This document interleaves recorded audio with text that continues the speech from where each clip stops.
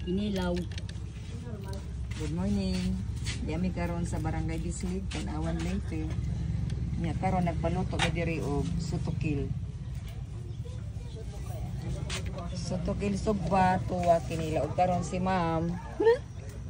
Taga Cebu ni siya, mo na Cebuano. Diya siya karon nagtrabaho ani nga kananan ari magpaluto kon magpalit og isda dito sa gawas dito dapita. Karon nagpalit ni og mamsa, among ipakilaw. Nya among ipatula. Karon di ang among ipatuwa, ilang gituwa dire. Gituwa ni Ma'am.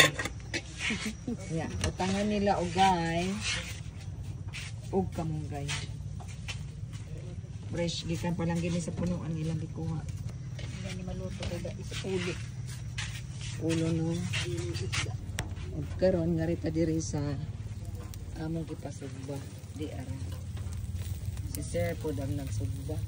Hi Sir, good morning. Ano ito yakan on? Tubig linaso. Ah, linaso ng tubig.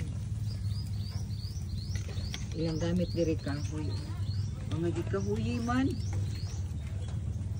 Yan na apot sila ibunot ni andam para pagpasiga. Diyan na diri ang isda. Ang hurot-hurot na ilang isda.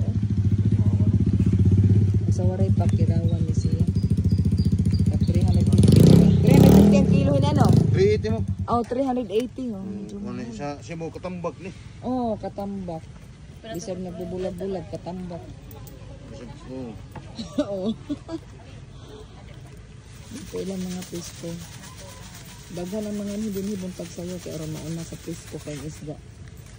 Hawan na ay kay daghan ang nangari. Kasagaran din sa nagpaluto, dadon ako no, i-take out. Pero ang uban mga on mo na sila space pre. O doon na pa sila iutan ato tanang. Pagod sila iutan na tawag nila dagmay. Dahon ni siya sa gabi no, nga gisanawan. Mo na ilang specialty diri dagmay lami. Luto na. Humana na mong kinilaw amo na ipabalhin diri sa kanang box. Oo, na.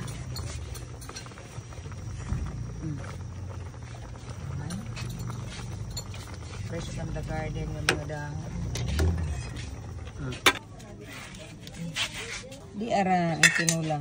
Wow! Ang oras karon mga sa pang orasa. Alas 6:43. Lami ihigo po sa ba instead ng kape.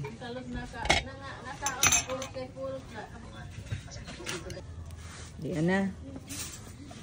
Una-una ko sa amig kaon dire kay aron dili na kay daghan namong dad on nga to sa kwarto. Lami ara ba kay sa sabaw. Dara ang dagmay. Ang kauban may naghigop. Facebook pa kay magpalo ko na siya. O niya, si Ma'am ang nagtula. Diyan lang irang nagkuan sa mga utanon. Ano sila diri ang tigluto. Dinhini siya sa Barangay Bislig. Kaon na mi. Bilang sa ako mga ganinyo kay layo ba mo.